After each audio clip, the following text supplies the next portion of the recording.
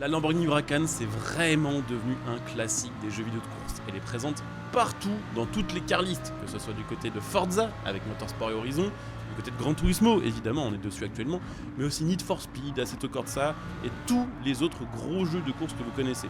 Alors c'est très cool, parce que c'est une belle voiture, c'est une voiture performante.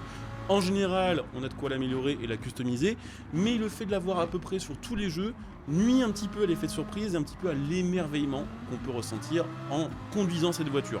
Pour remédier à ça, les développeurs de Gran Turismo 7 ont ajouté une petite surprise dans la mise à jour 1.40. Vous le savez peut-être déjà, mais à chaque nouvelle mise à jour du jeu, il y a de nouveaux swaps moteurs. Les swaps, c'est la possibilité de mettre le moteur d'une voiture dans une autre voiture.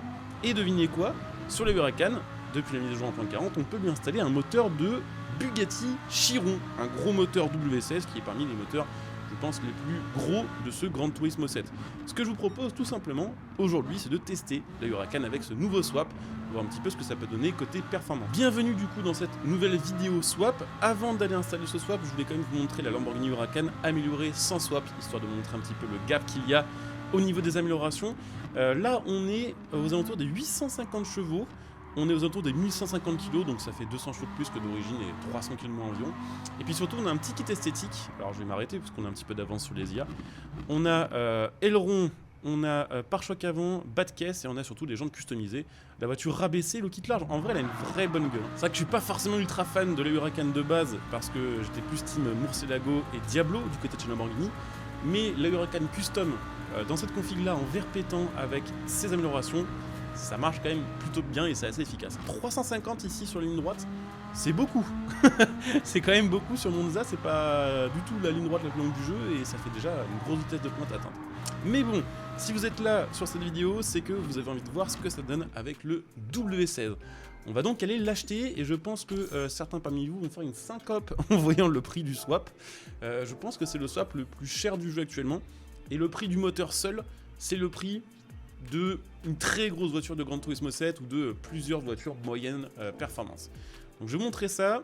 On va aller du coup au GT Auto pour les swaps, hein, pour ceux qui ont un petit peu zappé de jouer à Gran Turismo 7 ces derniers temps. Ils ont ajouté justement la section remplacement de moteur dans la section maintenance et service.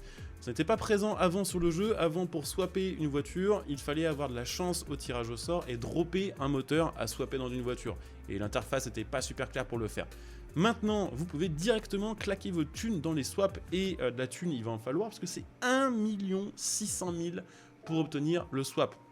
Alors le swap en question est quand même assez intéressant puisque on passe de 850 à 1500 chevaux et surtout on passe de 668 Nm de couple à 1600, ce qui est quand même assez insane. Donc on va s'installer ça, forcément le poids va un petit peu grimper mais pas tant que ça non plus. On va prendre 180 kg.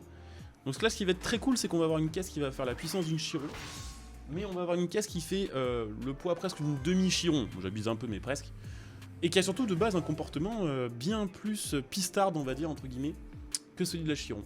Donc évidemment, là on a 1500 chevaux, mais il y a des choses à améliorer sur ce moteur, puisque on peut bien sûr cumuler les améliorations de moteur avec le swap. Donc je vais vous montrer un petit peu ce qui est dispo. Je pense qu'il y a assez peu de pièces parce que c'est un moteur qui est déjà broken. Mais quand même, il y a le turbo au régime qui nous fait passer à 1160 chevaux. Est-ce qu'il y a un turbo ultime par hasard là-dessus? Oui. Ok, d'accord. C'est la première fois que je vais tester, je pense, un turbo très haut régime sur le jeu. Donc là, hâte de voir ce que ça va donner. Est-ce qu'on a d'autres pièces disponibles? Je pense que oui. Silencieux semi-course, on mettra silencieux course. Ok, il y a forcément moins d'amélioration que sur une voiture un peu lambda, mais on va peut-être quand même réussir à l'emmener jusqu'aux 1800 chevaux, 1806 chevaux actuellement avec la config actuelle. Ok, système anti-lag n'est pas dispo par contre malheureusement, et évidemment la nitro. Alors je ne sais pas combien de puissance rajoute la nitro sur le jeu, mais je pense que c'est un pourcentage par rapport aux puissances de base du moteur sur lesquelles c'est utilisé. Donc là je pense que ce serait pas erroné de se dire qu'on n'a pas loin des 2000 chevaux à mon avis. Alors petit changement, effectivement j'avais zappé d'installer l'informatique entièrement personnalisable, donc on a gagné encore 70 chevaux, donc là oui je pense que clairement avec la nitro, on peut considérer qu'elle fait 2000 chevaux, ce qui commence à faire quand même. Donc évidemment, pour une voiture aussi violente en ligne droite, alors évidemment pour tester une voiture qui a autant de puissance, on va se lancer un circuit sur lequel il y a beaucoup de lignes droites. On va pas forcément se lancer un stage Route X parce que bah, c'est chiant en fait, c'est juste tout le temps la même chose. Mais un petit Le Mans sans chicane nous permettra de tester la voiture en ligne droite et nous permettra évidemment de tester aussi la voiture en virage, puisque là normalement on a un peu le meilleur des deux mondes. On a une voiture plus légère et une voiture plus puissante. Ah putain, j'avais oublié le son de tracteur du WSL sur ce jeu, en échappement course. Ouf. Ok. What the fuck, on était presque à 300 déjà ici. Ah ouais d'accord, c'est ultra débile. Alors je m'attendais à un truc con, parce que j'ai l'habitude quand même de rouler des voitures qui font 2000 chevaux sur les jeux. Ça arrive parfois maintenant avec Forza Horizon, il y a quand même 2-3 caisses sur le jeu qui dépassent 2000 chevaux. Et sur Gran Turismo, les voitures puissantes, elles ont un feeling qu'on n'a pas sur un Forza Motorsport ou sur un Forza Horizon. Et là, j'ai hâte de voir ce que ça va donner sur la ligne droite. C'est absolument débile pour l'instant. Et encore, là, on a pas mal d'appui. On a une voiture qui est pas forcément, on va dire, optimisée ligne droite. On ira la tester peut-être en full VMAX après, histoire de voir ce que ça donne. Si vraiment, genre là, on n'arrive pas à avoir la VMAX sur le... Si on sent qu'elle a un petit peu de marge sur la ligne droite... Oh ouais, d'accord. C'est débile. Oh, on est déjà à 400. Ok, c'est ultra con, mais par contre, on a une marge de fou. Hein. Là, on est clairement pas au bout de ce que pourrait proposer la voiture, et pourtant, on est lock à 410. Ah, je pensais que on mettrait un peu plus de temps que ça pour tester. Mais la bonne nouvelle, c'est que ça nous a permis de voir quand même que voilà, l'accélération, elle est surcheatée. Et ouais, ce qui est très très cool, c'est que bah, on a, contrairement à une Chiron, quand même une caisse assez légère, une caisse qui tient bien la route, qui freine plutôt bien.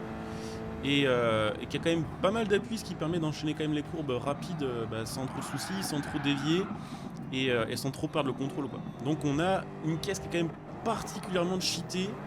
Franchement, je pense qu'en duel contre une Chiron, là on l'explose mais complètement. Après évidemment, je veux pas vous frustrer, donc ce qu'on va faire, c'est qu'on va tester quand même la caisse sur genre Route X ou équivalent, pour vraiment avoir une grosse ligne droite et voir si peut-être on arrive à choper plus de 450 km/h. Et bah écoutez, c'est parti, on va voir un petit peu ce que ça donne sur Route X en pure VMAX, en sachant que j'ai remarqué un truc un peu bizarre avec cette voiture-là, c'est qu'elle fait partie des voitures qui perdent en PP avec les améliorations, c'est-à-dire que sans swap on était en, je sais plus, presque 800 de PP et là on est à 760, alors que bah, techniquement on a 1000 chevaux de plus. C'est assez bizarre, je sais pas vraiment l'explication du truc, c'est probablement juste que le poids de la voiture est tellement élevé en fait avec ce swap là, que forcément le jeu considère que... Wow, what the fuck. Le jeu considère clairement que la voiture est censée être beaucoup plus lourde et beaucoup moins efficace. Comment ça 490? Alors attendez, ça veut dire qu'on peut choper plus que ça avec la descente derrière là peut-être, et avec la nitro, parce que là on n'a pas de nitro. Mais c'est marrant comme... ça change complètement tout. La physique du jeu elle est un peu broken quand même avec ce genre de voiture. Est-ce qu'on mange 500 km/h? Oh, on va les manger. Ok, c'est parfait. Et là je pense qu'on pourrait pas choper plus que ça. J'ai l'impression qu'on n'est pas au bout du moteur encore. On va se refaire un test du coup. Là j'ai une boîte encore plus longue. On va voir un petit peu comment ça se passe. En tout cas, je pense que c'est la voiture qui est la deuxième meilleure VMAX du jeu actuellement. Vu les stats et vu qu'on a mangé quand même 505 km/h. On va dire en dehors évidemment de la voiture super cheatée, de la SRT, je sais plus quoi là, VGT. Donc on va voir ce que ça donne. En tout cas j'espère que cette petite vidéo vous aura plu et j'espère que si c'est le cas, vous penserez à le montrer en laissant un petit like, en vous abonnant bien sûr pour les prochains contenus. Vous pouvez venir me follow sur Twitch actuellement, je fais pas mal de Gran Turismo en live, on fait les permis, on fait plein de trucs.